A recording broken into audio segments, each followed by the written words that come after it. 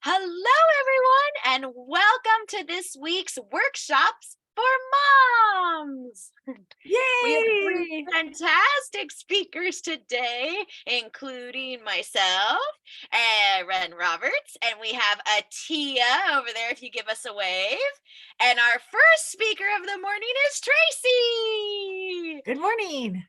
So let me give you a big warm welcome to Tracy Cheney, who has taught thousands of children over the decade from preschool through 8th grade. And that equals 5 generations of children, starting with Gen Y. She's also won California Elementary Art Teacher of the Year in 2013. That was an amazing award for her. Her program, the art program, was also honored as a California Exemplary Program in 2015. And she was selected to serve on the State Education Committee in California to write the new art standards for the public schools, which was adopted by the California legislation in 2019. So she is very active in this world. She produced an award-winning public radio show for 5 years calling Making the Grade. And she designed a pilot program, the Arts and Science Middle School, and had the first program for kids, which was an after-school art studio for 7 years. So this amazing veteran teacher is going to be sharing something with us today that's especially for the kids before they enter school. So here we go, Tracy, take it away. Thank you for that wonderful introduction. And I have in all ways tried to keep art going for kids because it's so important. So let's move through slides here. Oops, just a minute. I've got a screen share. No, I am screen sharing. Okay. Just go ahead. Yeah, there you go. There we go. So because of the pandemic and having to pivot, and we had to learn how to teach through Zoom, I realized we could finally talk to the parents of little ones before they come to school, because teaching kindergarten, I have seen that people aren't sure what they should be doing. And I just want you to know it's easy. It's just the way that we learned coloring. Look at this. So today we're going to talk about what little children need. And we're going to talk about 4 essentials. And then I've added one, and which is going to be what we're talking about today, the art making, the mark making. And we're going to see how that relates to brain development of small children. And then the stages of drawing that every child goes through. It doesn't matter where you are in the world, what school is expecting of little kids now, and my mission. So these 4 keys, this is what you need to do to prepare kids for school. Talk to them, read aloud every day, serve nutritious food, and play. But the drawing and doodling and art, these kind of got lumped into play, and it just was getting overlooked. And I really wanted to start addressing that because of what I've seen from working with so many kids. And I had put this together in a book for staff, and being able to talk with parents about this topic. And we're not going to go over all these credentials, but the one thing I want to point out is that after teaching in 14 schools and I have to say I started teaching in 1978, but don't tell anybody that, I have seen that what I'm telling you are universal truths about kids. So we have known about the way that kids draw and develop art since the 1940s. Even though it gets tossed aside, we know that work was done. And the 4 key essentials come from the 1970s. So we know what we need to do. And it drives me crazy that we don't. And because of having a long career in and out of the schools, I have seen every kind of change and impact. And I think the biggest one, the reason I'm wanting to address that with parents, is to understand that what used to be first grade is now kindergarten. And, we had all the tech labs, and now we're one-to-one technology. And that has really knocked out so many art programs. And the invention of the iPad really changed the Gen Z, or what are we? Yeah. So we're going to talk about art marks. So don't think about it as art and that it's a fluff thing, that this is actually how kids learn. And one of the things for me that is just so amazing to watch, and you as a parent, it's thrilling, is when a child makes the leap, just as they did in cave painting, that those symbols stand for things. And we kind of lost that from the caves of Lascaux and cave paintings, but we know that they understood that those things stood for something. And that's the leap that kids start making around age 3 or 4, depending if you're drawing. Now, you don't have to feel like you have to outfit your kids with everything imaginable. Actually, it's a lot easier for kids just to have a few colors to choose from, and they don't need a lot of stuff, but they are going to be developing their visual language before they even have all the verbal. So you don't teach your kids to crawl or walk or grow their teeth, and it's the same thing with making marks. That is an internal job. And you're not trying to make your child into a good artist. That is not a concept with them at all. But what we need to realize is that drawing is the academics for little kids and getting them ready for school. And believe it or not, it prepares them for reading and for doing math, and of course for writing. So it's an inside job, but what I've really noticed is that we're starting to get short-circuited for a number of reasons. But the biggest one is technology, and technology in the hands of small children. Now, what's in the hands of small children daily is going to make a huge difference, whether if it's electronic toys or if it's crayons. We've kind of lost track of the fact that the way that kids learn is that they draw first, and then they read, and then they write.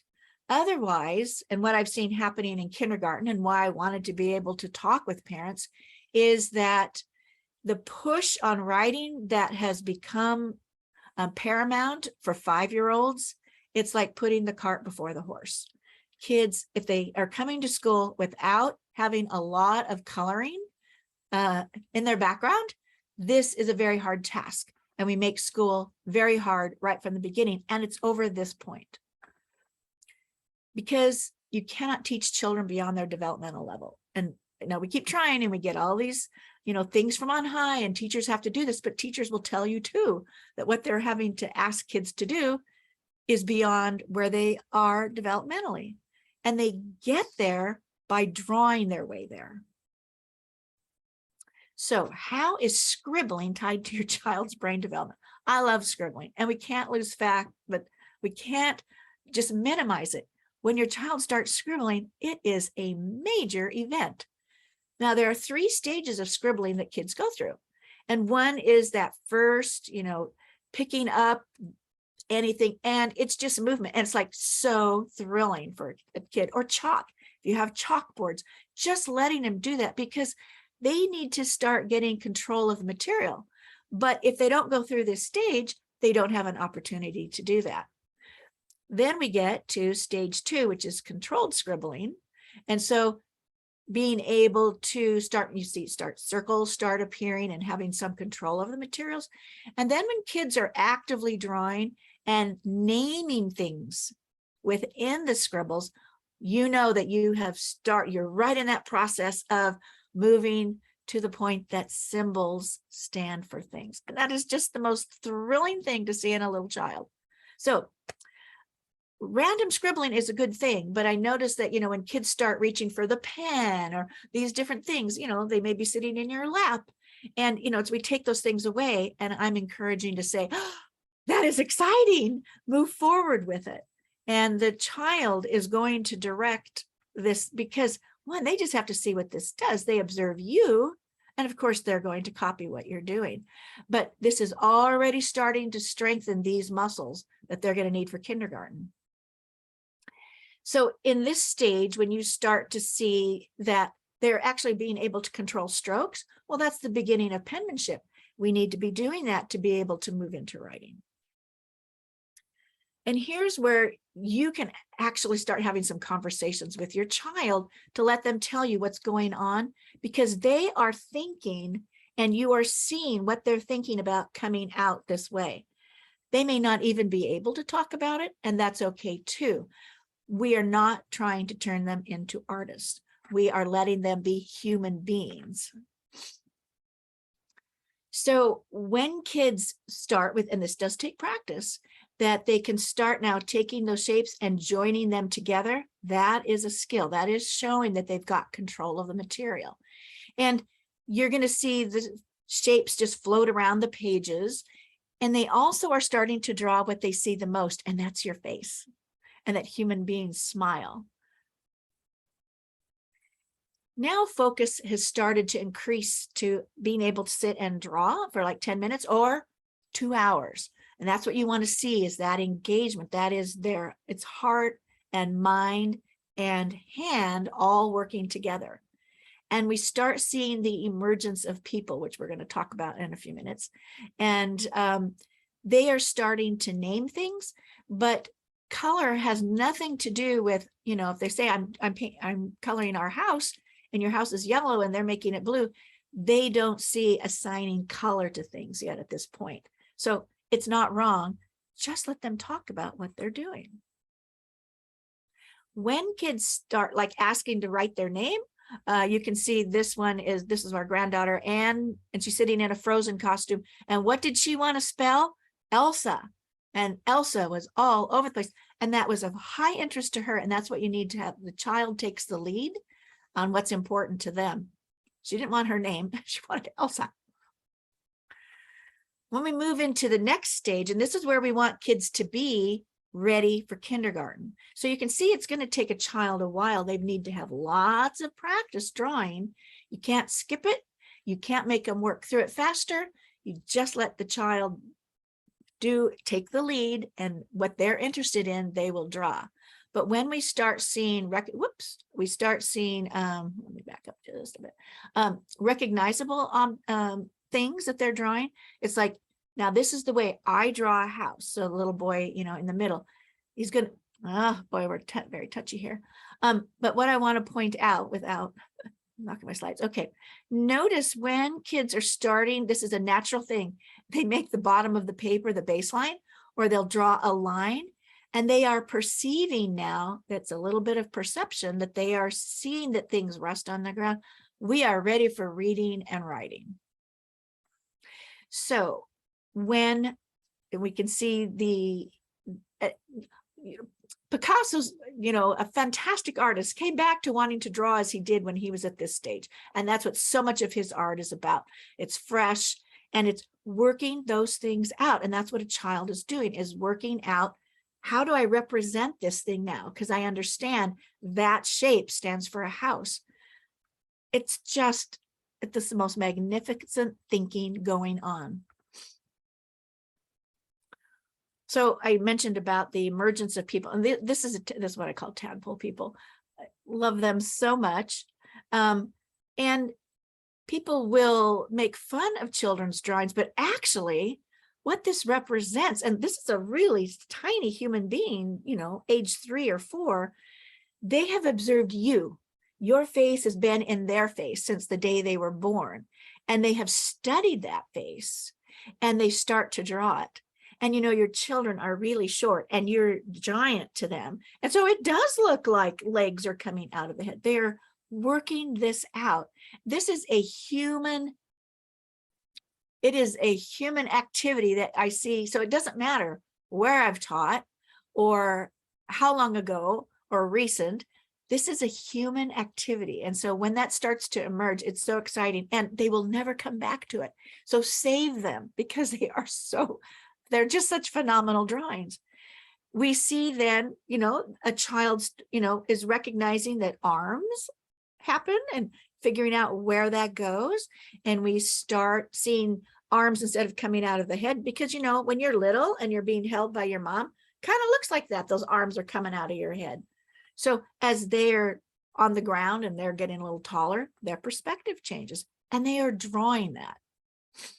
So when children start to realize that human beings, there's 6 body parts, there's a head, there's kind of this big body, and there's things sticking out of it, we're ready to go. We're ready to read. We understand now, because they are perceiving that, and they did that themselves. As children draw along, you start to see their work at trying to get necks, and they've kind of moved those arms around. They're starting to, fingers, all of that things tells you right where they are. If you would like a handout of this, you can find this on my website, because it just helps you figure out where your kids are in the developmental process. And it used to be, for years, I would encourage kindergarten and first grade teachers at my school. I would just give the kids a project. Let's draw your family.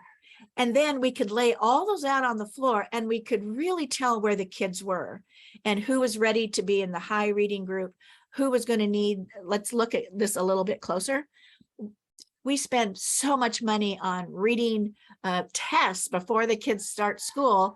And you know what? All it is a little drawing, have them do this example. You can tell immediately. But here's what's happened and why I am concerned, is because now I can't tell what little child has been having electronics in their hand and spending their time on that. And that's why their drawings are looking rather immature, or they're still in a scribble stage. And here we are at kindergarten. And so before, it's like, okay, let's, we want to put some intervention there. Let's pay attention to that. So now I don't know if it's just lack of experience and seeing it more and more coming through my kindergarten classes. And that's why I thought, okay, let me tell you, if we could talk about this and let parents know it is perfect and right for kids to be coloring way more than having electronics in their hands. And if you're going to give a small child that, remember, they need to do equal time of coloring and all to get ready for kindergarten. Now, what I'm showing you here, this is a CDC chart. You can go to the cdc.gov, and these are the milestones that we look at, or teachers use to tell, assess kids, and you can use them too. And I do it, but what I did was I noted what kids should be doing at this age with crayons and drawing. And so at 2, don't be afraid to give them the crayons. Yes, they are hard on them because they have to learn to back up. They need to find out, well, okay, I'm ripping up the paper. They will start backing up on that. They need the practice to do that. So you can pick these up. I put, what I noticed at 3 and 4 and 5, I just imposed my drawing milestones right on the CDC checklist, because we tend to pay short shrift to this. And yet it's such a way to have insight into what's going on with the child. Again, you can't even teach your child this. They're going to do it themselves. So here we are now with first grade has become kindergarten. We're demanding that children do a lot more at age 5. Well, I'm going to back up here to what we expect preschoolers now coming into preschool. So it shows you that if you look at the pre-writing skills, this is where drawing and coloring really comes into play here, is because there's also an expectation that they do have fine motor skills developing. When kids are drawing and they're at this point, they are starting to put shapes together. That's why they need to do that themselves internally, because then reading will start to make a lot more sense. But here's what kindergarten looks like. And it's just, it's, to me, working with 5-year-olds, this is mind-boggling. And the only way that you're going to know how to color is that you've been practicing coloring. And kids will naturally start to, we want them to color in the lines. Well, if you're still at the scribble stage, that's an impossible thing you're asking. And then we grade the kids, and then we decide that they're behind. And it's just a crazy circle that the kids are caught in, and parents don't understand why either. Let them color. We have moved to kindergarten to we're expecting those kids to be able to sit there and have a lesson taught, just like you would in 4th grade, teacher at the board. So we need to really pay attention to the fact that what we're asking of those kids is just so much more than what was expected of us. So here's me, I'm down in the front row with the headband. You know how we got ready for school? We colored a lot, and kids, the younger kids came to the table and sat and colored with the older kids. And we did a lot of playing and a lot of games. Yes, we had TV, but we didn't have the screens right in your face. And I see it with babies now, putting the phone right on the carrier. And that child, instead of looking around and processing and doing all they need to be doing as babies and little kids, is they are engaged in a flat world created by adults instead of them doing that themselves. So here's my mission and why I started talking to parents and realizing I could do that because of having worked on Zoom, is just to get the message out. Yes, you're doing right by having your kids color. This is not something that's idle or just filling time or that you can ignore. The other thing is that in the preschools where, and I've been very concerned, and certainly at kindergarten too, is how little art time is actually taking place. And if you're spending your time at preschool, it's got to have some drawing time in there, not optional. Like I can do this center if I want to, but there's not clear direction about what we're doing. No, it's got to be taking place for these kids to be successful in kindergarten. And you know, nursery teachers have 12 units. That's all that's required. Is this covered? No. I've had those discussions. Okay, so I invite you, if you'd like to have that free download of how to draw people and the milestones that kids go through, just go over to my website and you'll see there's a preschool tab and go under good stuff, and you'll find also my little doodly character here. There's a coloring page that you're certainly welcome to download too. I can't tell you how important I think this is. And obviously I've spent 4 decades working with kids in a position like myself, where you're the art specialist.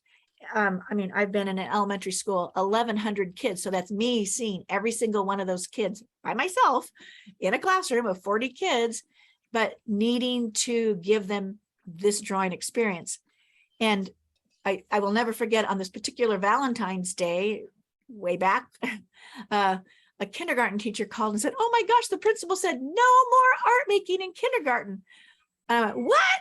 I flew out of my room and ran, and this was a really long hallway, all the way down the hallway to the administrator's office and said, "No, you can't do that." And what we've been doing is taking away the very thing that kids need. And that happened to be a school, an inner city school, where children did not have coloring things at home. And we were seeing the result of that. And they could not do what kindergarten was demanding that they do because they didn't have this experience. So the more, you know, we get this message out, and you help me with that message too, is that this is a really important thing that children need to do so that they can accomplish what we want them to do in kindergarten. And once they're there, kindergarten should be, you know, it should be a flowing, thriving experience. And that's what we want to have for all of them. So thank you for letting me share my soapbox with you. And I don't know if we are going to have a question and answer at the end. And let's see, I have like 3 minutes before I get to introduce the wonderful Atiya. And the thing is, I can fill up the time. This is me. I prepared a talk when we were, this was when No Child Left Behind came in, a talk for the district administrators, no subject left behind. And personally, we really did get to see this with our grandchildren who were adopted out of foster care. And we had a 5-year-old who had never been, nobody had ever read aloud to him. He didn't have any sense of numbers or the alphabet or any of that, and going into kindergarten. And I will tell you what I learned from that experience, as much as like my husband was working with him on learning his letters and stuff. You can't cram all that stuff into a little child. And it's really hard to make this up. And if you think that it's going to happen in school, it can't. The curriculum is like a train, and it's moving the minute you get into school. They've got all that stuff to have to teach. And that's why you parents to know all of this before you come will make a huge difference for your child to really enjoy and thrive in kindergarten. Okay, now it is hard for me to stop on this topic. Hello, Anita. Nice to see you. Okay, so let me introduce our next speaker. Atiya, the first time I ever went to one of Atiya's talks, and now here I've been teaching a long time, I was just blown away. She's a specialist coach and she trains parents in connection strategies. And what's so interesting is how it flows around the language and the language patterns that we use. And she is really big on helping parents connect with their kids and the whole family realizing their creativity and bringing that out. She's the founder of Super Smart Stories, and this helps parents develop the narrative of how, one, to get rid of their limiting beliefs and patterns of behavior so that doesn't get passed on to their kids. She is a neuro-linguistic master coach and trainer, and she's been doing that for 20 years. She also was a nurse and worked a lot 37 years in the UK in healthcare, and she worked on improving all of those the delivery systems and what needed to be happening there. What we love is her unique talent for bringing visual strategy here, which I've been talking about, and bringing that to others to unlock their creativity. And she's contributed chapter 2, an Amazon best-selling book, When Love Speaks. And she really does speak from that place of love. So let me stop sharing and get myself out of the way. And Atiya will move your slides in. Now, this is the technology we all had to pivot to, and you parents too. We all had to learn this without anybody teaching us this.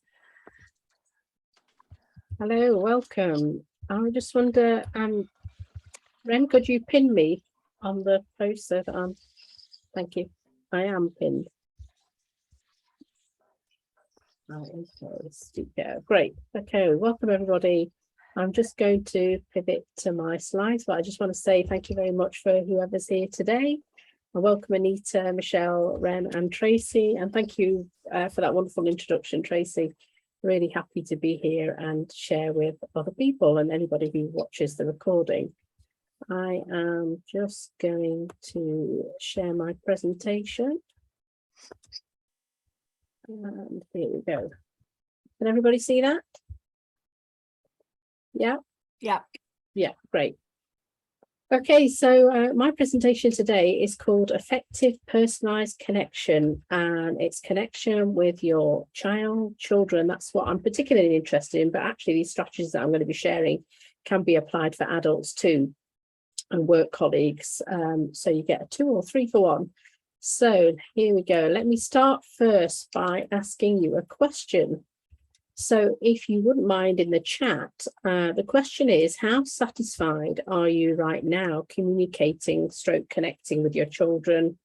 And even if your children are fully blown adults, where 1 is not so good, 10 is excellent, i.e. I'm good and I listen all the time. Just have a quick moment to place in the chat where you feel you are right now.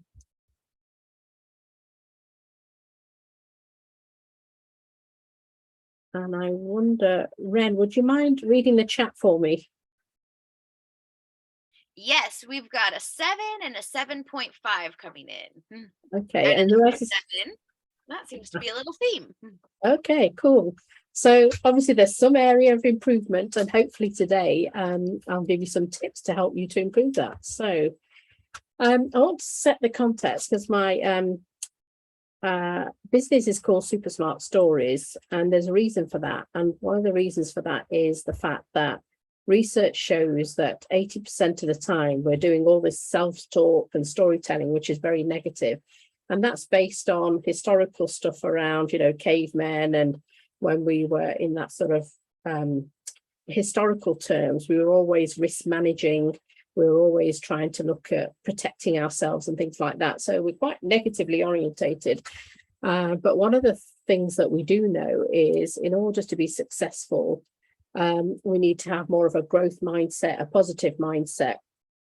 So I wanted to set up this presentation in order for you to get the best, is to set up some core principles around the growth mindset. So the first thing that helps us to be successful is for us to be curious. Now, the reason for us to be curious is when we say that to ourselves and we set that intention, what happens is there's a part in the brain called the reticular activating system, and that starts whirring in our brains, and it helps us to think curiously and be curious, and light bulbs start working in our brains. So one of the things with any training that I do, I ask people to be curious. And what's linked, the next bit that's linked to that is to keep your mind open, because obviously when you're curious, your mind is open.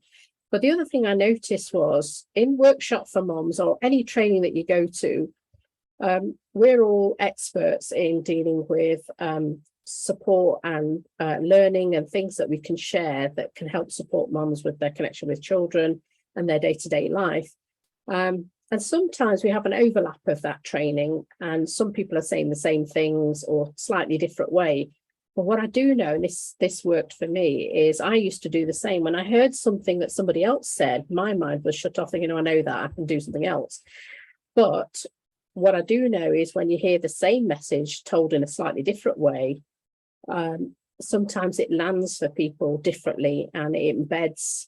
And one of the other key success factors, actually, repetition is great for embedding new learning for us. So one of the things I want to just ask you to do is I recommend is to keep your mind open when you hear something that you've already heard, rather than close your mind off. The third element is about the expansive and the constrictive mindset. So what I know is that obviously I'm in the UK, as you can tell by my accent, so it's sort of 5:30 in the evening here, and over there it's in the morning in PST, if you're in PST land. And so, you know, we've had a lot of things that we've been doing this morning or evening or wherever we are in the world. So in order to be present to this training, I just like to ask people to take a couple of deep breaths, or just even one deep breath. So that's what I'm going to ask you to do now. So if you could just take a deep breath in for 3 and breathe out for 3. And as you breathe out, just allow yourself and your body to relax and release any things that have been going on in your world. So now that I've got you set for success for this learning, for this training, I'm going to move on. So the next thing I want to say, why would you want to learn anything from me? Why am I here? And so I'm going to tell you a story. So I hope you've got your cup of coffee or your tea or your drink and sitting comfortably. So once upon a time, there was a little girl called Atiya Chowdhury Green, and she is 7 years old, and it's 1972, and she is in her school. And at school, this one particular day, it was a gloomy afternoon, and the headmistress asked all the form teachers to congregate all the children into the assembly room. And so we all assemble, and we're all sitting down as children on the floor in our class rows, and the teachers are sat in chairs on the side of us. And the headmistress with Mr. Wildsmith roll in this trolley, and on the trolley is perched a TV screen. And the headmistress, Mrs. Blackberry, goes, "Quiet, children," and clicks on the knob on the TV. We didn't have remote controls in those days. And the Sooty and Sweet show comes on, and that's a puppet show. And it's about these puppets who bicker and go on a journey. Anyway, so it's silence in the hall, and we're all sitting there eagerly watching the program. And all of a sudden, there's a voice that goes, "He's over there." And yes, you might have guessed it was me at the age of 7, where I blurted this out. And in that moment, 1,000 eyeballs were looking at me, the children, the teachers. And guess what I was doing? I was like so embarrassed. And I kept replaying in my mind, what did I do that for? How stupid did I look? What are people going to say? Oh my God, why did I do that? I just kept replaying all this negative self-talk in my mind.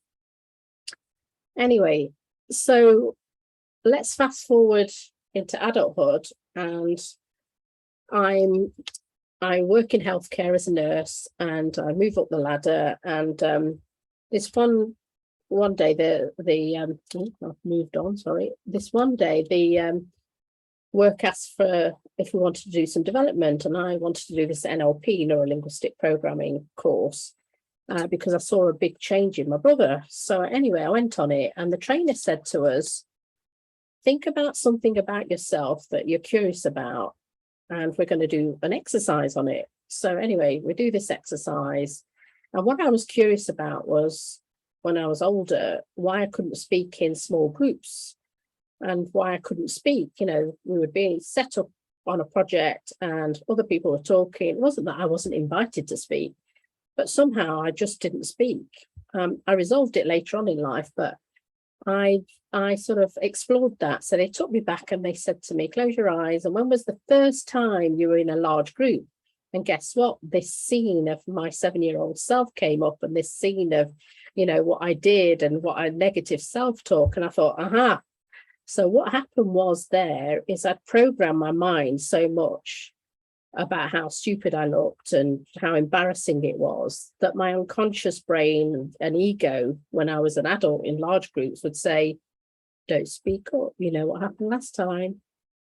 You know, you're going to look embarrassing, you're going to look stupid. And I was unconscious to all that. So it got me thinking that wouldn't it be great if we could help support children to rewrite these experiences as they're younger, so that they weren't programmed in later life unconsciously, their behaviours were limited, or they have limiting beliefs and patterns. And in fact, it's this whole process that I used, the NLP training that I do now, is used for adults too. It's about them understanding their behaviours right now, what helps them and what doesn't help them. I'm going to talk a little bit about that later.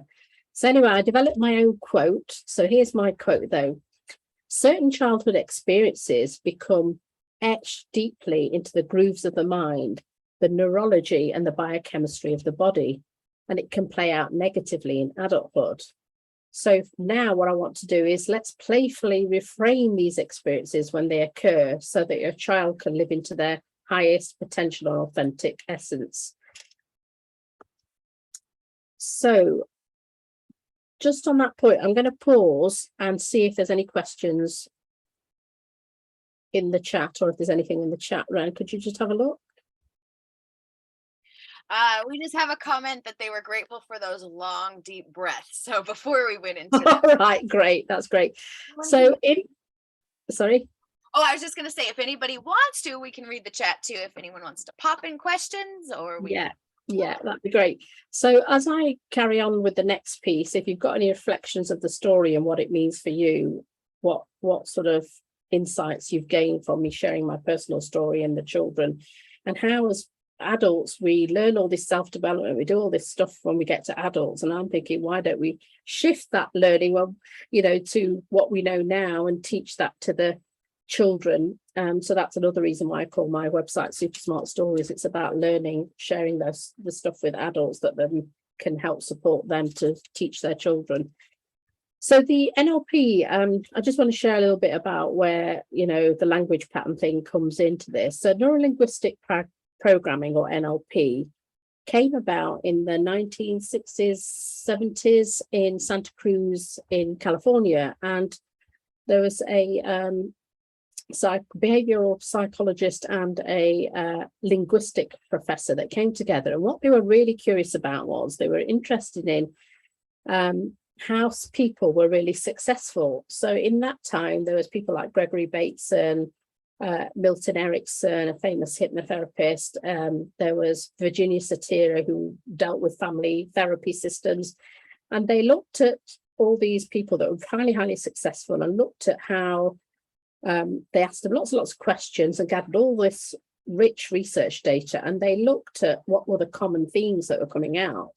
And this is where the NLP comes in. So what they noticed was, from a neuro, there's the mind-body connection that happens through our senses and how it works. So they analysed what was going on for highly successful people in the neuro sort of side of things. Then they looked at linguistics, the language successful people were using. And the linguistics from an NLP is the language we describe, is the language that we describe and categorize our world that supports us to make sense of our experience. So today I'm going to be giving you some hot tips on the linguistic side of things. And the programming is about, you know, successful people are programmed for success. They do certain activities. And of course, each of us, we have successful strategies that we use and some not so successful strategies. So the program is about sequences that are recurring in ourselves, patterns of our thoughts and our behaviors. And some of that can help us and some of that can hinder us. So NLP is about those three elements. And what I've got there is a picture of the five senses in terms of linguistics. Is, as we know, we have the five main senses, which is the visual, auditory, kinesthetic, which is feeling, olfactory, which is the nasal, and gustatory, which is the taste and foods that we taste, the gut side of things. And what happens is we tend to use three of them predominantly: visual, auditory, and kinesthetic. So I'm just going to move on to the next slide here. So what we're going to do today is we're going to help you to connect. We're going to help you to connect and rock your language pattern with your child. So now you're going, how do I do that? So how we do that is, what we want to be doing is, I call it, somebody needs to mute, call it playful parenting, because part of the way that I teach is I want people to feel light and be playful, as opposed to feel too tight in their bodies, too tight in their brains, because the more we calm our nervous system down, the more we call it playful as opposed to playful parenting, the more relaxed we are, the more that we're going to do things and apply things, and it feels a lot calmer. So in terms of the language patterns then, as I call it, is, and in the teaching field, they call it learning styles. Learning styles is one thing, and it overlaps with this. So we have visual words. So visual words that we use are things like, we'll say things like see, oh, look at this, oh, look at that view, look at that beautiful colour, oh, let's watch TV. Auditory words are things like hear, sound, listen to me, oh, it's so noisy out there, oh, look at that tone of that voice. Oh, you see, I said look at the tone of the voice, look meaning visual. So as you can see, I'm quite visual as a predominant sense. And then there's kinesthetic words like feel, hurt, happy, when you throw something, soft, things that invoke feelings inside us. So what you'll notice is we use all those three styles of words, but what we need to do is, in order to make deep connections, and if you want to have fast and effective connections, is we need to detect the programming and the preference that we have. So we have the three styles, and what we need to do is look at what our sensory language is. Which one do we use first? Do we tend to, when we speak, do we use the look type words? Do we tend to use the auditory sounding words first? Or do we tend to use kinesthetic feeling type words? So the way that you can actually do that is review your own way of communication. So you might look at your emails that you've sent to people, or text, or how you speak, you know, when you're having a conversation, even record yourself and just replay it and see. But the main thing is that, again, what you'll notice is you'll use all those three styles, but the ones that you use first is the ones that you've got a preference for. So once you know your preference, then one of the things you want to do is you want to do exactly the same and monitor your child's programming and preference. So just to recap, from a child's perspective, from the development perspective, they start being programmed from the age of 6 or so, depends on how advanced the child is. And based on Tracy's talk that you've just listened to, depending on where they are on the learning curve, they start getting programmed at the age of 6 or 7. So again, they'll use all those three types of words, but they'll have a main style that they want to use more frequently and first.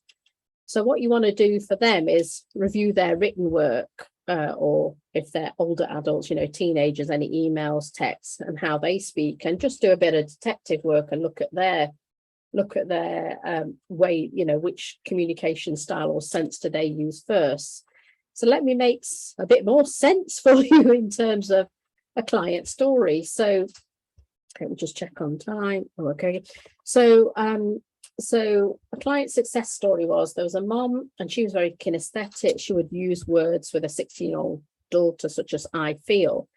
The daughter was visual and auditory, and what I did was ask the mom to use the visual words first when she was communicating with a child. So rather than say, I feel blah, blah, blah to a daughter, she would say something like, you look lovely today. The colour suits you. So what I've highlighted in green, in yellow is the mom's preference. Her style is I feel.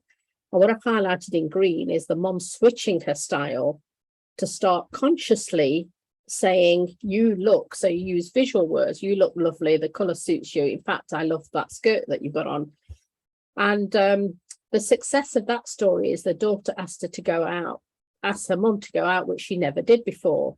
Now, I'm going to play you that interview that I did with that mum. It's slightly different because she's had lots and lots of conversations with the daughter, but let me share with you what happened, because I think it'll be more powerful. So here we go.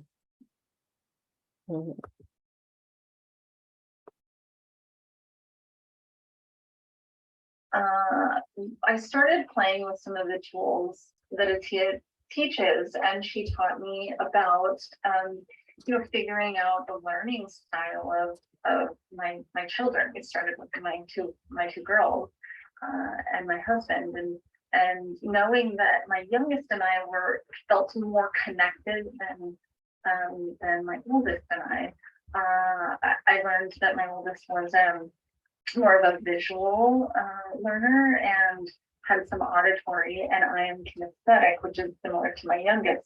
And so I started playing with my language and speaking to her and using more visual terms. And she's a teenager, and at the time was 15, maybe almost 16. And so this is a transition period for that age, right? And there was a time where there wasn't a lot of communication between the two of us. And so I started playing with this and found that she actually started initiating communication with me and had come to me after about a week or so and said, Mom, do you want to grab coffee in the morning? Because my youngest and my husband were going to be doing something else. And so she just said, do you want to go, have coffee in the morning together somewhere? And I was so amazed because at that time she would never ask to have, some time with me and just directly. So that was a really impactful experience that I had with the process. Thank you for sharing that. Does anybody want to ask Jen any questions before I let her go? I think she's got to go soon. Does anybody want to ask any questions? You don't have to. That's just amazing to be able to. Question for how you discerned what learning styles your daughter had. Yes, so Atiya gave me some tips on that, and I just really listened to the way that she spoke. And Atiya did ask me a few questions about what she loves to do and things like that. My husband is a musician, and so he's very auditory. So I knew that there was a portion of it that was auditory, but she really talked a lot about imagination. And in her mind, she would envision these, beautiful things. And so, that's how I determined. Wow. Sorry, Tracy. Yeah, who was that talking? Sorry. Me. All right. Did you want to comment or? No, I just thought, you know what, if connection, it just depends on being able to speak to your child best in their learning styles. And yes, in school, we talk about that, but have never made this connection of talking to your child in their learning style. Absolutely. And that's where the connection can be, or you feel like as an artist that nobody gets you. And I totally feel that way. Yeah, absolutely, Tracy. And when I talk to a teacher about the learning styles, because there's the overlap, it's the same thing, but from a teacher's perspective, when they think about learning styles, what they're talking about is showing a TV program, auditory, showing, letting them hear something on the radio or whatever as part of the learning style. And drawing on the walls, on the screen or on the board and things like that, using learning styles from a teaching perspective. But one of the things they haven't realized is actually you need to use the words. And so in a teaching setting, and actually when you do presentations and things, in order to connect with people, we need to use 3 styles of language. But what we tend to do is, because we've got our own predominant sense, we'll tend to use, the same one, look, see, or whatever it is. We'll use different types of, say, visual words and less of some of the others. So in order for you to connect as a teacher, or even as a mom who's got several children and you're talking to all of your children, what you want to do is consciously use all those 3 styles. And as you heard on Jen's conversation there, is she's got 2 daughters. One was kinesthetic, the 9-year-old, and the 16-year-old was, auditory and visual.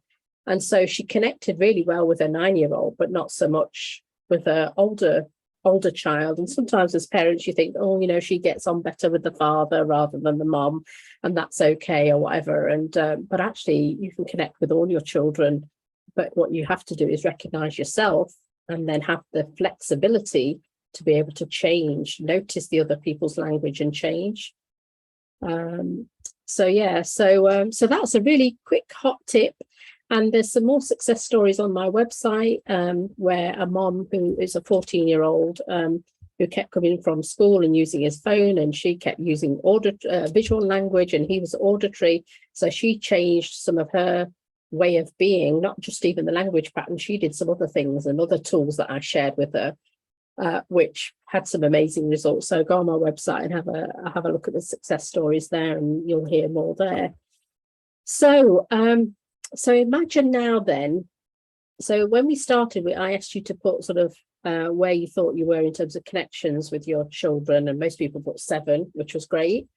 So imagine if you add this layering piece of talking to them in their style, their main style, by understanding your style and changing your style of communication with your child.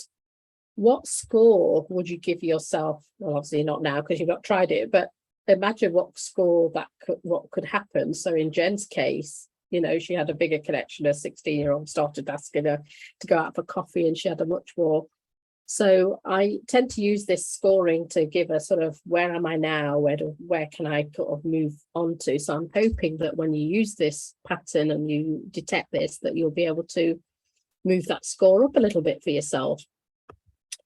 And so the other thing, so as I talked about the NLP, one element that I'm talking about today is the linguistic part. And part of linguistics is also language patterns. VAK is visual, auditory, kinesthetic, stands for. Part of it is also about being mindful of what kind of language we use in terms of using positive language as we share things. There's always things that we share negatively, but there's ways and means of changing some of the words that hypnotically means that the child is feeling better than if you start using negative language when you're saying things to them. So there is something about the positive language. And actually the Stanford University professor, Dr. Shazad, I think his name is, who teaches coaches how to use positive language and how to use positive frames when they're doing coaching and stuff like that with, clients, in order to get the best out of the client as well. So positive language is one that I would say. And then there's the other part is being mindful of being solution focused. So rather than tell people off or share things where they've done things wrong, help them to explore, ask questions in a way that helps them to identify their own solutions, even though you can give some solutions too. And then there's something called clean language, which is, again, reducing the negative language, but using neutral language. So when I talk about the positive language, the opposite is negative. There's ways and means of communicating, which is about neutral language too. So I'm just conscious of time. So yeah, so this Rumi quote I really love, which I want to share. So it's raise your words, not your voice. It is the rain that grows flowers, not thunder. And I love that in terms of helping our child to grow into flowers and into beautiful things, to do things in the world.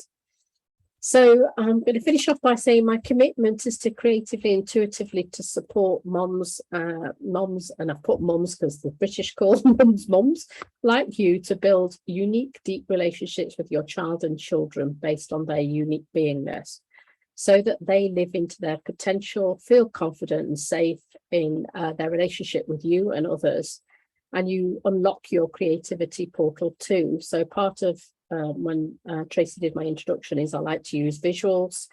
And as Tracy talked about her presentation, where she talked about the first thing we need to do is use visuals and get children to draw. That's really, really interesting. And what we need to do as adults is we need to go back to the visuals, because a picture paints 1,000 worlds. Our brain remembers in pictures. So it's really, really powerful. And so today we've done one element, which is linguistics. We've just done a small portion. So if this is something that you want to explore with me in terms of the language pattern, got a free language pattern quiz. But what you can do is Ren's going to put a link in the chat with my 30-minute discovery interview or practice solution call, so we can talk specifically about your situation with your child. And I can give you the free language pattern quiz as well for you to help you identify your own language pattern. And if you want to know more, you can go to my website too. So at that point, I'll close. And if there's any questions, or I'll just pause there to see if there's anything in the chat, Ren. Thank you. There's little bits of feedback, and I put the links in there, so everything is good. So we just have some like glowing about you. There's some comments on how a lot of creative types might feel misunderstood because their family isn't talking to them in their preferred style, visual. Absolutely. And actually, there's another story that I've got where I'm conscious of time, so I'm not going to share too much of it, but a father who was recently divorced, and then his 7-year-old daughter drew a picture, and the father said, what's this picture? And she basically said, Daddy doesn't love me, because he was divorced and she didn't live with him. And so he was really upset about it. And I said, why don't you draw a picture back and tell him how you do love her? And he drew a picture. It was fascinating, this picture. And he drew a picture back. And actually that's more impactful, because he used the child's crayons. He used, baby pictures, whatever he drew, however he drew it, and he had words on it. So, so there's little things like that you can do, which anyway, I'll stop talking because I'm conscious that I need to pass the mantle on to Ren. So let me introduce you to Ren, who's our next speaker for Workshop for Moms. And so Ren there she is. Ren is an expert business coach and creator of the Financial Freedom and Joy program, a business accelerator for entrepreneurs. Ren developed the technique she teaches as FFJ through her own experience building 2 financially successful businesses from scratch. And by age of 25, yes, ladies, 25, Ren had grown her first business to become an industry leader in Los Angeles with over 500,000 in annual sales. Woohoo, well done. Then she sold it and moved to Hawaii, wow, where she built 3 more entirely different businesses using the same fundamentals. And she did it as a single mom before she turned 30. Wow, well done, Ren, as a single mom. You can do it too, we all can. Ren strongly believes there's nothing mysterious about making the shift to the business owner versus a self-employed mentality when you use her proven method. It's a 2-pronged approach, using widely available technology and cultivating a business owner mindset. She loves sharing her tools that you can replicate. Ren is living her mission to teach people how to build businesses that last, businesses that create freedom, and businesses and people that do good in the world for generations. Over to you, Ren. Thank you all. Thank you for the warm welcome, Atiya. How is everyone doing? Okay, so let's go ahead and jump into the slideshow. Okay, so my slideshow is specifically for our mompreneurs of the day. And so with that, it's for mompreneurs. So how do we rock our business with ease and not have all the different parts and components? And so this is where I'm excited to share with you all of my core tools that I love, and we're putting a spin on it because moms, I know that we're juggling a whole lot. So let's take you there. Hey. So first of all, congratulations for being here. And so one of the core things that I love to share with everyone and start my slideshows out is this 1111. And having yourself a gratitude moment, whatever time of day it might be. I love to set my alarms for 11:11, and I know some of even our friends on the call have seen my presentations and are doing that. And whatever time of day, whatever reminder you need, maybe it's just a post-it note, is we're going to have more gratitude moments. And I feel like that's a core thing in order to have that business with ease, is having more gratitude and having more flow in our lives. And that's the very first fundamental to be able to really take our businesses to the next level. And for those of you that stick with me the whole time, I have a gift for you. So make sure we have some water. And if you have any questions, we're going to have Q&A time after this, so you can jot them down. And then, as our wonderful speaker Atiya alluded to, we have VAC going on, visual, auditory, and kinesthetic learning. And that's something that I also talk about. And so certain things like we had, writing in the chat, or if you take notes or anything like that, the more that you engage, the more you will remember these things. So although it makes a more fun presentation for me to have you all involved, it also helps you because then you remember these tools and get to create those in your business. So our goals, and always setting this intention for everything that I'm doing, is as I share with you these things, I'm going to share you a lot of content and being aware that the context is our container here. So everything that's shared, you're in a non-judgmental space, especially with moms. So, as we're juggling all of the different things, just to make sure we're setting the stage that this is about you, your business, your motherhood, and putting all those together. And so even if you're struggling with technology in your business and all the different things that you may or may not have to do, I just want to assure you that these tips, moms, you can create a rocking business too. We can do it. So I love to use all of those intentions. Okay, so how are you going to do it? Let's dive on in. So what I teach, just so you have an idea, is I love the course with all business owners. And a lot of these business owners on here are also mompreneurs just like you.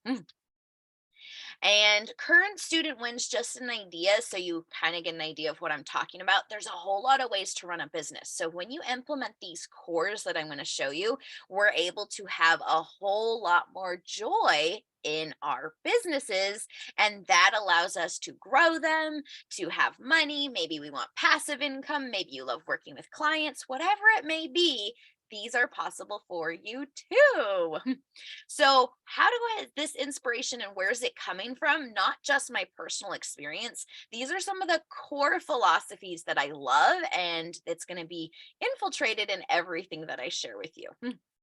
And so what is it in my journey? Well, the biggest journey is connecting with that sense of self and love and joy.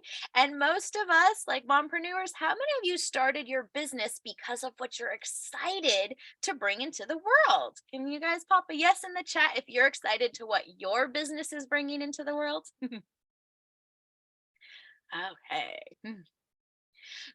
Let's see. So life today is pretty awesome. And I get to share with businesses about time, freedom, financial freedom, and peace of mind. So there's a lot of that, and that's what we're going to be diving in.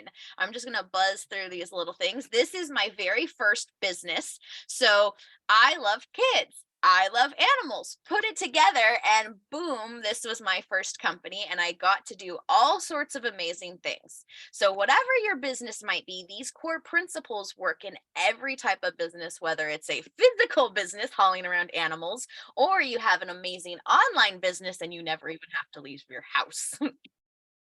So my business grew very, very, very fast. And so these were the fundamentals. And there's me holding one of my parrots. And so these are the cores that are going to be teaching you how to be successful in what we're doing. So here was my challenge. I built my business and then I had an instant family. And so I went from work in the business to I adopted foster kids. And so suddenly I had 3 kids within a month. And so business was fantastic. And now suddenly I wanted to be spending time with my family and going out to their friends and all the fun mom type stuff and playing. And this was where the challenge happened because, well, there's kid events every single weekend and kids have parties on the weekends. And so I had to be spending my time working and was missing my business. Missing my kids because of my business. So can anyone relate to that? Oh my goodness, as my business is growing, it's requiring more time. And then I either have to be choosing between family or work. And that's not fun. So this part, what I learned to do was to really master the business systems. And that's what I'm going to be teaching is some ideas to get out of that idea that we're just working in the business and I'm sloughing around animals and doing all the different things. I have like a staff of 20. However, I still have to work in that business and everything rests on my shoulders. And so what I did is I learned a whole lot of tools and I started doing a whole lot of things and investing in myself, both in personal growth stuff as well as a lot of education and things like that. So looking to you, when we're looking to rock our business, it's as much as investing in the business systems, though if you're pouring all your time into making the business happen and you're not investing in yourself as well, that's no fun. And that's what I did in my first business. I spent 6 years growing it. It did $500,000 every year, though I had created a job for myself that I didn't have freedom. I didn't have time to play with my kids. I didn't have time to do anything besides make the money. So here is where we're going to dive into these teaching points to look at where it goes for you. So the very first thing is I knew when I started that business when I was 19 and I said, I want a business where I don't have to be there every day. Well, I held that vision and it transferred to a whole lot of amazingness. And today, 14 years later, after starting that petting zoo company, it still runs. It's still doing amazing things and I don't have to be there. I ended up selling the business, though those structures I put into place were already there. I built all the structures and now years later, I've been out of the business longer than I was in it and it's still doing amazing. So hold it for you and you can all just take a moment, just kind of breathe in. And what does that ultimate thing? Where do you want to be spending time in your business? And we can even drop it in the chat and maybe one of my wing women can share it with us. Or actually, here, I'll just come out of my slideshow and let's see, what does this look like for you all? And what's the bigger picture of why you're creating and building your businesses? Traveling. We've got a that's a big one. And if you're tied to a business and you're doing everything, that's going to limit the travel. Let's see. Ooh, buy a home near the sea. That's awesome. So as we grow our businesses, the idea is that our beautiful business gives back to us as well. And so that's the win-win. And if we don't put in the structures, then you're going to find yourself in a place where everything is still tied to you. And that's what I really, really lean into is to help you all to switch that around and have your business really supporting you and growing and you get to stay in your zone of genius. Okay, let me go back into screen share. Okay. Now that you're more clear on the vision, let's look at how we put these structures in. So the first thing that we look at is this idea of active versus passive, and in terms of income and also in terms of what we're doing and the systems that we're doing. So there's income or things that we have to do actively, and whether you are doing it or somebody else is doing it, that's where we look at, okay, like, I have to teach a group class and then I'll get paid, or I have to get a client and then I'll get paid. So that is what we look at as active income. And then passive income can look a lot of different ways. It could be selling a product or something like that, though it also can look like maybe you still have that group class or still have that client. However, you didn't have to do anything in order to make that sale or to have that client come in, or you didn't have to spend a lot of time doing that. So that's where we lean into our structures and we look at our active structures. What are we investing time in now? I've been spending weeks building a really good automated funnel. And that was a lot of active time that I put in, though I put it in because I know in the future, it's going to create a lot of passive results it can be income that comes in. It can be marketing. It could be tools. So this is where just starting to look at for yourself, this distinction of active versus passive. And I get that from one of my mentors of Rich Dad, Poor Dad, Robert Kiyosaki. And he emphasized, and I really like that, the cash flow quadrant. So when we look at our E and S on the left side, this is where money is, that we have to be earning it. And humans are trading their time to earn money. And so whether you're self-employed and you have a job, or employee that you have a job, or self-employed, your business is your job.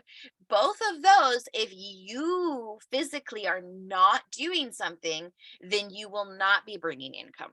So that's the distinction. And so what I teach is making that leap to getting over to the side where our systems and our money is working for us. So you have a business that is generating. And like I said, you might choose to be working in your business. However, the system itself is running without you having to do things. And so this is the distinction. And this is honestly where all the money lies. When they talk about, the haves and the have-nots and all this stuff, it all becomes down to the distinction. Some people have to trade their time for dollars. Others have everything flowing to them. Now, money is not the only thing here. And when I first started getting into this work, I got this book, Rich Dad, Poor Dad, when I was 15. And to me at that time, it was just money. And if I could have money, I would have joy. And what I learned is I had money. Oops, then I didn't have time. Well, then I had money and time and I still didn't have joy. So I threw all those out and was like, let me just figure out what the joy is. And then the money and putting time into things with the joy in place was what totally rocked everything for me. Does anyone have a question about the cash flow quadrant before we move on?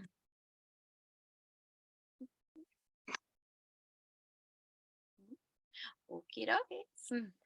So key number 2 is about our successful self-talk. So it's what goes on in your mind, and that is a huge part, and actually the biggest emphasis between what is going to jump you and make that leap between the working for dollar sign and our dollars working for us.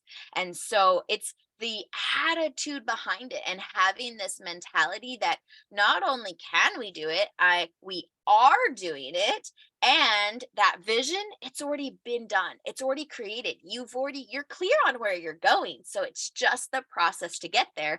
And your journey is faster, the better self-talk that you've installed in your mind. And we've been hearing from other of our workshop for mom speakers about our word choice and all the different things that goes into the core of our success. And that's where we then get to demonstrate that in our businesses. So looking at what the goal of where I like to live my days is in this idea of inspired action. And so the quote here is that it's action that feels effortless and joyous and brings no stress. So when we go back to active versus passive, are we actively like chuk chuk wanting to make this happen, or it's passive that we've surrendered and it's just like, oh, I can do this. And then you just get in that zone, like that zone of genius, or that, that we strive to get like, man, how do I get in the flow? So this is the inspired action. So when your mentality is aligned with what your vision is creating and you have that alignment, that's when the business comes together in those effortless, beautiful ways, instead of just, it's got to be this way and I've got to spend time on my marketing or my ads or my SEO or all those to-dos. We just get clear. We get our mindset in order and we take those inspired actions. So how do thoughts turn into results? I love Bob Proctor on this one. And so the idea that what we're thinking about creates an image in our mind. And so those images then stir emotions. So if we're thinking that something's daunting and hard, we're going to be thinking, and then we're feeling not so good. And then the emotions have something that we're doing. And then boom. Well, we thought it was going to be hard. It felt hard. So we did a action and then we have a result. So switching instead, and that's where we go back to our vision. What am I creating? And then, oh, that is exciting. That is inspiring. Those emotions. And then you can do the exact same thing. However, because your thoughts and your feelings are in a positive state, that action ends up with a positive result. Okay, so this is another way to look at it. So what you put your attention on is your thoughts. Thoughts go to emotions and those kind of swiggle back and forth. And then the emotions are then how your body is reacting. And then however you react, that's then what you experience around you. And we dive a lot more into that on my masterclass. So that's just a little touch of just when we get to how we think and then how we feel, that is what's creating those results in our life and in our businesses. So taking those thoughts, not good thoughts, and swirling them into positive thoughts around our business is what really, really, really makes a huge difference. So we're going to do something now that I love to give a tool out to all of you. And some of you already know this, and it's called aligned breathing. And so this is a tool that you can use to always feel better. If you're feeling great, you can feel greater. If you're feeling, you could maybe go up a little notch on the, or a lot of notches. So for this tool, I'm going to come out of screen share for a moment. And we will do this breathing together. So we're going to take 2 fingers on our right hand, and it does need to be left versus right because it has to do with your biology anatomy as far as our heart is on the left. So we're going to put our right 2 fingers, you can see sort of, doesn't matter if it's closed or not. So you're going to put it somewhere on the left side and maybe a little tender or sore spot. And then we're going to do what I refer to as candle breathing. So you're going to take a big breath and then like blow that candle out. So a hard and then let it out. So 3 big breaths we're going to do here. Then we're going to go to another spot. So I'm just going to show you the spots. We're going to do 3 breaths with our right 2 fingers under our nose. And then the last one, we're going to have our hand right here at this karate chop point. And we're going to have some affirmations. So we're going to start with our sequence. So we're going to do 3 big candle breaths on this spot. So all together.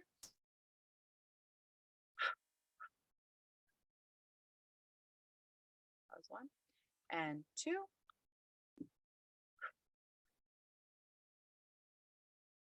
And 3.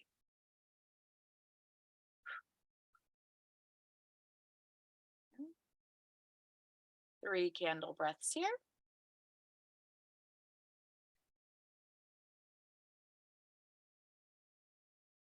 Two.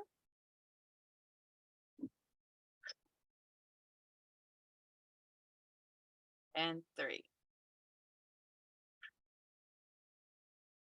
And lastly, on our karate chat point, whatever affirmations that come to mind, especially if it's a business thing and you're like, technology is driving me crazy. Maybe it's the opposite of how we want to feel. Though I like one, and it says, I am calm, I am confident, and I trust myself. So 3 times you're going to repeat whatever affirmations you would like as you tap. So I am calm, I am confident, and I'm courageous. Or, oh, well, that one came out. I am calm, I am confident, and I am courageous. I am calm, I am confident, and I am courageous. Okay, so that is a core tool. We'll put it file save in your toolbox anytime your kids might be driving you nuts, your business is overwhelming, you just stubbed your toe, whatever it may be. It's a great tool to keep you right on track. And let's see, we have a couple more minutes, so let me zoom right along. Okay, and let's see, we are going to go to the last, and then I will share my screen.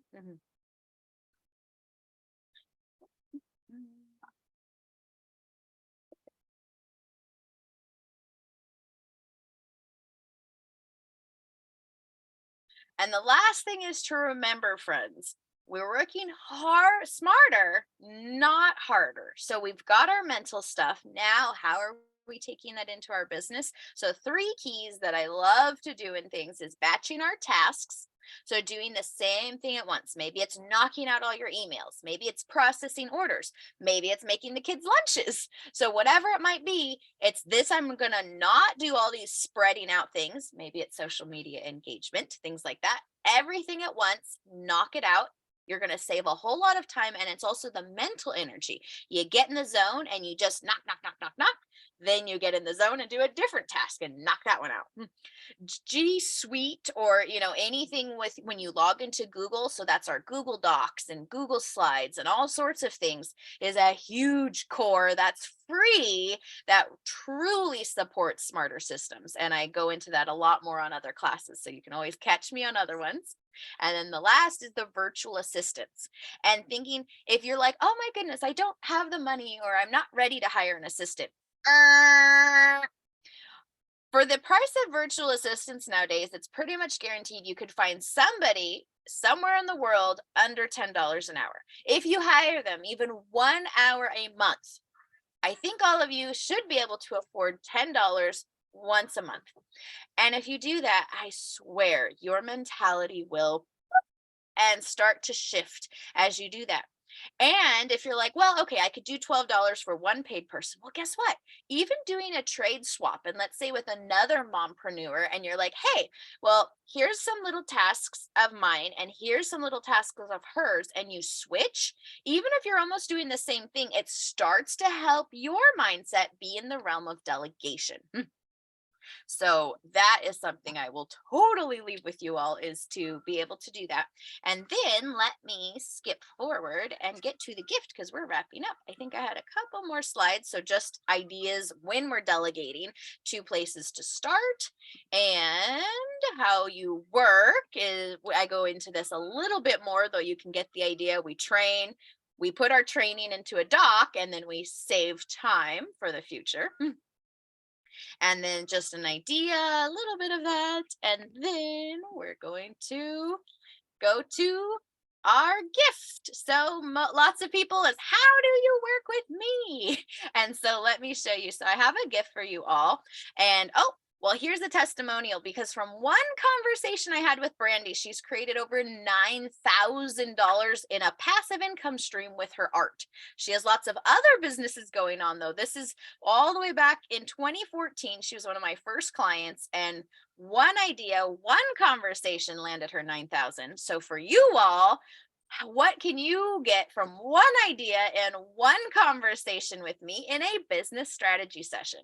So that's what I have for you all. And here's a QR code, and you can jump on my calendar. I also, usually I only do 2 spots of these per week, though for you, anyone that's on the workshops for mom, I added some special time in my calendar today and tomorrow to fit you all in if anyone is excited to jump into that. So perfecto. We'll leave that up, and I think we're about to go into our Q&A time as well.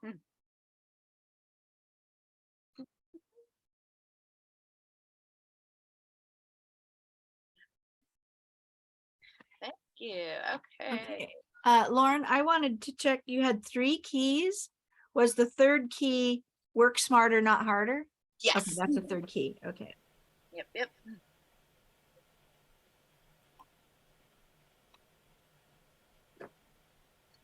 Okay. Yes, Willa? I don't have a question, dear. I have a comment. Sure. You know, since you turned me on to this aligned breathing, I literally think of doing it, and I start getting out of overwhelm. You know, I may even just start it, and I mean, it's just magical for me. Do you know where I was doing it yesterday? One of my renters was driving me into a very, very important appointment to my eye specialist. You know, I've just had eye surgery. And we were in the middle of traffic, and I'm there, and I had to, you know, tell, I like my bare skin, right? And I saw him look at me out of the corner of the eye anyway. And then when I went like this, then he finally had to ask me. I did get to this, like I was just really nervous about the appointment plus the traffic. Oh, it was just magical. He wasn't going to interrupt me. I didn't let him interrupt me. I just finished it. Oh, I tell you. I did actually, you know, I was overwhelmed enough to get to this point, but you've just changed my life with that, I tell you, Ren. I thank you so much for it. I'm so happy, and I'm so grateful that you're using those tools. Yeah, so that's really on you. Yeah. We do lots of tools, and you've integrated it, and you get great results with it. Yeah. Congratulations. Love to hear that.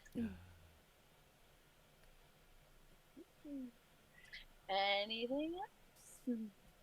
Well, I was going to go back to Atiya with word choice and then applying it to what you're saying. I'm not sure, thinking about, I guess, as you hear people talk, I guess we're kind of inclined to think about positive and negative talk. So it's like always the positive, and not, you know, not dwelling on the negative. But I'm not sure how it applies, but it just feels like there's some deeper connection there. But, you know, to figure out what's everybody's learning style, I just find that so fascinating and wish I had done a better job in the classroom with it. Because one thing I noticed, the reason that I was a favorite teacher of kids is because I teach in the style that they learn the best. Mm-hmm. Most kids are visual learners, but teachers are much more, you know, when you think about the teacher who teaches reading, like the first grade teacher, now, very few teachers are visual learners. And yet that's the vast majority of your kids are in that mode. And we wipe out the way that they're learning the best because we wipe out the whole, we take art away from them. We take drawing away from them. We take, and that's how they learn best. And, you know, then they're kind of left kind of floundering there. But I'm wondering how we apply this, I guess, analyze ourselves and how we apply that better to our own business is kind of what I've been thinking about here is like, am I talking to myself in the best way that I should be talking to myself? Because, you know, Lauren, you're bringing up self-talk. Okay, well, that's a lot of negative stuff. I'm working on a different project, and I thought, I'm just going to write down the negative things that keep coming up but I'm not putting them in a notebook. I'm going to put them in a piece of paper and throw them away and just keep working on that. And, but now I'm wondering if there needs to be a shift that I need to talk to myself rather than, okay, that's a negative thing. And then just, I'm aware of it, I'm writing it down. But now I'm thinking maybe I need to talk to myself in a different way. Not sure what that is, but it just made me think about this differently. So maybe one thing is, Tracy, can you give an example of a negative thing that you might say? And then thinking about how do you switch it? So if you were talking to a student, how would you switch it to something that was less negative or more neutral or more positive? Oh, well, yeah, I have a list. Why don't you give us an example? Give us an example of a negative self-talk thing that you might say. Okay. Well, I realized, so I'm working on a TV series, so wanting to break into Hollywood, which it's okay. I am not young. I have white hair on purpose. I let myself go during the pandemic. Not thin, all And you of still this. look beautiful, Tracy. And it's in that color. Well, I thought I'm going to own it because it Yeah. was horrible. It was kind of went brassy because we couldn't get our hair done. And then the color kept creeping down. So then it looked bald on top. So I had to start wearing a hat. It was so embarrassing going gray in front of school kids. Oh my gosh, it was a horrible experience. But but now I own it. So, just writing those things down, it's like, yeah, that's making me, I like to write it, but now I have to go out to promote it and all, and feeling, oh, like self-conscious. Like, I mean, I've taught in front of kids for a gazillion years, but now I'm feeling, self-conscious about this. So just as they were coming up and just writing them down. So yeah, I mean, you can reverse it because we've been taught to do that, but now I'm wanting this deeper conversation. So anyway, gets me really thinking about that. And yeah, because you are creative, Tracy, I'm sure you'll come out with your own solution. You just need to ask myself, what else do I need to do other than write it down and throw it away? I mean, I think the premise always has been like, when you have those thoughts, Tracy, what would you say if your friend said that to you? It's like, we just brush this. Oh no, it's okay. But you know what? This is a very definite thing in this industry. And, it's yeah, you just kind of make light of it. It's like, and no, I'm not going to go on a diet. And so. no, but you start looking at what things you are going to do and you start looking positive. And you think about how you would say, not what someone else would say to you, but like, what would you say? Because you might not brush it off because you have a different perspective on it now that you're in it. And so you start, as you're writing, having that concept, I'm making friends with myself, and like using that concept as you're writing, like, how would you address yourself as a friend trying to make these changes without giving yourself grace as you're doing it and saying we're all human and we can do this together, and really having the two entities as you're writing it together to like bring your mind together. Can I say something? Sure.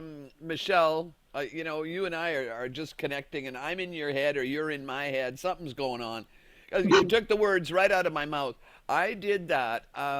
Somebody suggested to me, a counselor, because I'm really, I'm judgmental anyway but I'm super critical and judgmental of myself. And they said, concentrate on talking to yourself like you would talk to a friend. Now, I'm the best friend that you could have, and I'm a wonderful, wonderful teacher. But I don't BS kids. Like, I don't flatter kids. Like when I'm responding to, something, I don't flatter them. I give praise where praise is due. So I'm doing the same thing. The friend thing has really worked for me. I talk to myself like I would talk to a friend or one of my kids, like in my clinic. I wouldn't say the things. I mean, oh my goodness, I swear at myself. I mean, I'm not anymore, but I mean, I used to just swear at myself and call myself a royal bitch. I mean, I was vicious with myself.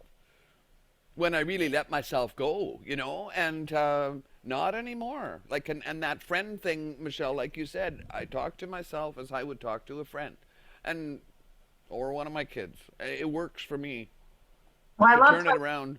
I love how you said the praise thing. Like you're still telling it straight, but like you pick out the praise stuff because that's what we forget That to is do. praiseworthy. To Yep. praise and celebrate Yeah. ourselves. Yeah. That's where even the friend part comes. Not that you have to lie to yourself or not say it's great, but focus on the good stuff, not just Yeah. everything you're doing. Yeah. And then when I do Wren's, you know, I am confident, I am powerful, I do that, and then I can easily find something, hey, you just did this. If you can do that, well, then you can go ahead and do this. You know what I'm saying? Like I sort of build, and I don't know, it's all working. It's most days. 99% mindset. Because when you get the Yeah. mindset, you can move to the next. Yeah. Anyway. Well, we look forward to hearing your workshop, Willa. Oh, I didn't want to say, but I would love it if you girls came because I'm delving into learning styles. I'm intellectually, emotionally, and spiritually orgasmic right now, listening to you girls talk about learning styles. You know, because it's been my life for like 40 freaking years. Yeah. You know, Well, we also want you to put 25 well, minutes and it, for us. yeah. We And want you to put our work- I am the victim of being a very heavy duty auditory learner. I can't understand anything I read quietly, and that's what's in my story. And I had a life of hell in our visually oriented classroom system, you know. Yeah. Yeah. So Do yeah, you if you feel- can make it, but you know, between you and me, I'm gonna record it as ridiculous it is. I've got 3 wing women though, so they should keep me on topic. But as ridiculous as it turns out, I'm gonna make a replay, like have a replay. So anybody that misses it, I hope that they can at least watch the replay. Ren, you can't be there, dear. Can you know? But if you know, so if you can't make it, don't feel I'll miss you or anything. You know, I'll shoot you the replay. When is it again? I'm so confused on dates right now. Sorry. When is it? 11/11, Monday, October the 24th. This Monday, At what time? 11/11. Oh, 11. Oh, Thanks to Ren. yeah. So that's 1:11 my time. Oh, sorry, Pacific. Yeah. Where are you girls? Tracy, where are you? Are you in Pacific? LA. Oh, you're in LA. Okay. And was it Atiya? Atiya, I'm in the Atiya. UK, London, Oh, Nottingham. you're in London. Oh, I'm getting Yeah. forward to. I'll get on your website and devour it, and then we'll talk. Yeah, it'd be great. So, Yeah, yeah. Oh, Tia, I forgot I was going to tell you. So I met one of the sisters I met in the speaking or whatever, that one. She was in Hong Kong at the time. And then she's just moved to London and she's struggling right now. all right. Struggling with what? What do you mean? Just the whole move, like she's just been from place to place. And so I think she could use a friend. Oh, yeah. I mean, I don't live in London. I live 2 hours north of London, but let me know, and I can still call her, and we can do a FaceTime, whatever. Let me know. Yeah. But it's horrible weather here. It's been raining and dark and horrible, miserable, and cold. And I'm ready to go. I'm going to Turkey on the 7th of November, so I'm ready to go on holiday again. Oh, Well, Nice. we had a Tornadoes last week, so we had a family that I taught. They left LA to go to London, and I said, "Why are you doing that?" And they said, "Because we want some weather. We're just so tired of this California weather." I come from Washington, which is the same weather as London has. It's like, you're choosing that? Yep, they're so happy. You know, and some people went to see them, and they just loved it. And I thought, I mean, yesterday was a beautiful day. It was cold and crisp, and the sun was shining, so that was nice. cold. It's But only today mid-October. it's really miserable today. So, but yeah, but I think sometimes people like Christmas in London, don't they? The Christmas feel, and things are out in the shops and all that kind of thing. So anyway. Yeah. But I thought that was the craziest thing. But Tracy, where in Washington are you, dear? I grew up right on the Canadian border. If you know, do you know Bellingham? Oh, of course. I'm 20 minutes from Bellingham. You are. Where are you? I'm in Mission. I'm just across the border. You're Canadian? I'm Canadian. Yeah. Okay, so actually we lived further than Bellingham. So if you know the Linden Crossing, Yeah. Linden Crossing and Sumas Crossing. So we were before the freeway went into Seattle, we were very oriented to going to Vancouver instead of Seattle. And my parents always wow. went to the concerts and stuff up in Vancouver. So we were very oriented, and dang, those Canadians over in British Columbia think they own Mount Baker. So Yeah.